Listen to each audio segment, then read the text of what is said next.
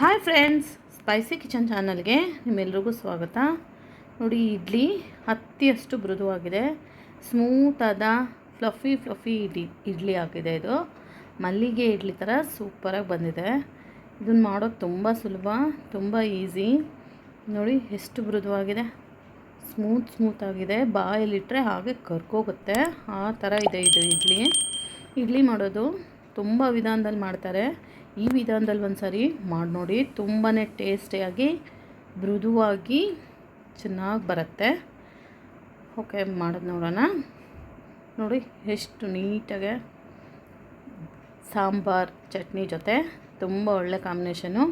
ಇದ್ರ ಜೊತೆ ಮೆಣಸಿನ್ಕಾಯಿ ಬಜ್ಜಿನೂ ಇಡ್ತಾಯಿದ್ದೀನಿ. ನೋಡಿ, ಇದು ಸೇಲಂ ಅಕ್ಕಿ, ಇಡ್ಲಿ ಅಕ್ಕಿ ಅಂತಾರೆ.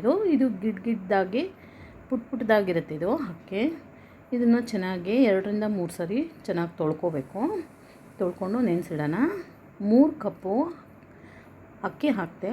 3 ಕಪ್ ಅಕ್ಕಿಗೆ 1 ಕಪ್ ಉದ್ದಿನಬೇಳೆ, ಅರ್ಧ ಕಪ್ಪು ಅವಲಕ್ಕಿ, ಅರ್ಧ ಕಪ್ಪಷ್ಟು ಸಬ್ಬಕ್ಕಿ ಮತ್ತು ಒಂದು ಅರ್ಧ ಸ್ಪೂನು ಮೆಂತ್ಯಕಾಳು, ಇಷ್ಟನ್ನು ಹಾಕಿ ಚೆನ್ನಾಗಿ ತೊಳ್ಕೊಂಡು ನೆನೆಸಿ 6 ರಿಂದ 7 ಗಂಟೆಗಳ ಕಾಲ ನೆನೆಸಿಡೋಣ.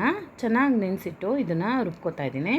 ಅಕ್ಕಿನೇ ಸಪ್ರೇಟ್ ಹಾಕ್ಬಿಟ್ಟು ಸ್ವಲ್ಪ ರಫಾಗಿ ರುಬ್ಕೋಬೇಕು. ಇದನ್ನು ಭಾಳ ನೈಸ್ ಮಾಡಬಾರ್ದು, ಸ್ವಲ್ಪ ರಫಾಗಿ, ರವೆಗಿಂತ ಇನ್ನೂ ಕಡಿಮೆ ರಫ್ ಇರಬೇಕದು. ಇದು ನೋಡಿ, ಇದು ಉದ್ದಿನಬೇಳೆ, ಅವಲಕ್ಕಿ, ಮೆಂತ್ಯಕಾಳು, ಸಬ್ಬಕ್ಕಿ ಇಷ್ಟೂ ಚೆನ್ನಾಗಿ ನೆಂದಿದೆ. ಇದನ್ನು ಜಾರಿಗೆ ಹಾಕ್ಕೊಂಡು ಇದನ್ನು ನೈಸಾಗಿ ರುಬ್ಕೋಬೇಕು.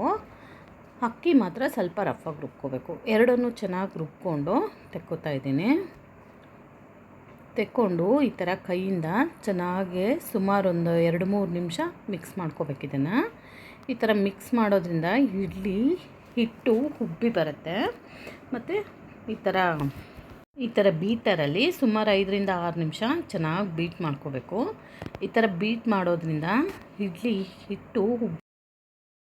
ಇಡ್ಲಿನೂ ಫ್ಲಫಿಯಾಗಿ ಬರುತ್ತೆ. ನೋಡಿ, ಇದು ರಾತ್ರಿ ರುಬ್ಬಿಟ್ಟಿದ್ದೆ, ಬೆಳಗ್ಗೆ ನೋಡಿ ಎಷ್ಟು ಚೆನ್ನಾಗಿ ಉಬ್ಕೊಂಡು ಬಂದಿದೆ ಹಿಟ್ಟೆಲ್ಲ. ಇದನ್ನು ಜಾಸ್ತಿ ತಿರುಗಿಸ್ಕೋಬಾರ್ದು, ಇದು ಒಂದು ಟಿಪ್ ಇದಕ್ಕೆ. ಮತ್ತು ಇದಕ್ಕೆ ರುಚಿಗೆ ತಕ್ಕಷ್ಟು ಉಪ್ಪು, ಸ್ವಲ್ಪ ಒಂದು ಚಿಟಿಕೆಯಷ್ಟು ಸೋಡಾ ಪುಡಿ ಹಾಕ್ತಾಯಿದ್ದೀನಿ. ಹಾಕದೇ ಇದ್ರೂ ನಡೆಯುತ್ತೆ, ಹಾಕಿದ್ರೇ ಚೆನ್ನಾಗಿ ಬರೋದು. ಇದು ಶೇಂಗಾ ಚಟ್ನಿ ಮಾಡ್ಕೊಳ್ಳೋಣ ಇಡ್ಲಿ ಜೊತೆ ಕಾಂಬಿನೇಷನು. ಶೇಂಗಾ, ಹಸಿಮೆಣ್ಸಿನ್ಕಾಯಿ ಹಾಕ್ಕೊಂಡು ಕಾಯಿ ತುರಿ ಹಾಕಿ, ಉಪ್ಪು, ಹುಣಸೆಹಣ್ಣು, ನೀರು ಇಷ್ಟನ್ನು ಹಾಕಿ ನೈಸಾಗಿ ರುಬ್ಕೊಂಡಿದ್ದೀನಿ. ಲಾಸ್ಟಲ್ಲಿ ಸ್ವಲ್ಪ ಕೊತ್ತಂಬರಿ ಸೊಪ್ಪು, ಬೆಳ್ಳುಳ್ಳಿ ಹಾಕ್ಕೊಂಡು 1-2 ರೌಂಡ್ ಹಾಕ್ಕೊಂಡ್ರೆ ಶೇಂಗಾ ಚಟ್ನಿ ರೆಡಿ ಆಯಿತು. ನೋಡಿ, ಇಡ್ಲಿ ತಟ್ಟೆಗೆ ಸ್ವಲ್ಪ ಆಯಿಲ್ ಹಚ್ಕೊಳ್ಳೋಣ. ಆಯಿಲ್ ಹಚ್ಚೋದ್ರಿಂದ ನೀಟಾಗಿ ಬರುತ್ತೆ, ಅದು ಬೆಂದಮೇಲೆ ಕಚ್ಕೊಳ್ದಂಗೆ. ಸುಮಾರು 2 ಸೌಟಷ್ಟು ಹಿಟ್ಟು ಹಾಕ್ತಾಯಿದ್ದೀನಿ. ನೋಡಿ, ಹಿಟ್ಟು ತುಂಬ ಗಟ್ಟಿನೂ ಇಲ್ಲ, ತೆಳುನೂ ಇಲ್ಲ, ದೋಸೆ ಹಿಟ್ಟಿನ ಹದಕ್ಕಿದೆ. ಇದು ತುಂಬ ಗಟ್ಟಿ ಮಾಡ್ಕೋಬಾರ್ದು, ಇಡ್ಲಿ ಚೆನ್ನಾಗಿ ಬರಲ್ಲ. ತೆಳುನೂ ಮಾಡ್ಕೋಬಾರ್ದು, ಬರೋದಿಲ್ಲ ಇಡ್ಲಿ. ಒಂದು ಹದದಲ್ಲಿ ಅದನ್ನು ಮಾಡಿಕೊಂಡು ಚೆನ್ನಾಗಿ ಎಲ್ಲ ಕಡೆ ಸ್ಪ್ರೆಡ್ ಮಾಡಿಕೊಂಡು ಕುದೀತಾ ಇರೋ ನೀರಲ್ಲಿ ಈ ಥರ ತಟ್ಟೆ ಸ್ಟ್ಯಾಂಡ್ ಇಟ್ಕೊಂಡು ಬೇಯಿಸ್ಕೊಳ್ಳೋಣ. 10 ನಿಮಿಷ ಬೇಯಿಸಿದ್ರೆ ಸಾಕು. 10 ನಿಮಿಷಕ್ಕಿಂತ ಜಾಸ್ತಿ ಬೇಯಿಸ್ಕೋಬಾರ್ದು, ಜಾಸ್ತಿ ಬೇಯಿಸಿದ್ರೆ ಹಾರ್ಡ್ ಆಗುತ್ತೆ. 10 ನಿಮಿಷಗಳ ಕಾಲ ಬೆಂದಾದಮೇಲೆ ತೆಕ್ಕೊಂಡು ನೋಡಿ ಎಷ್ಟು ಚೆನ್ನಾಗಿ, ಎಷ್ಟು ಕಲರಾಗಿ, ವೈಟಾಗಿ, ನೀಟಾಗಿ ಬಂದಿದೆ. ಇದನ್ನು ಈಸಿಯಾಗಿ ಸ್ಪೂನಿಂದನೇ ತೆಗೆದುಬಿಡ್ಬೋದು.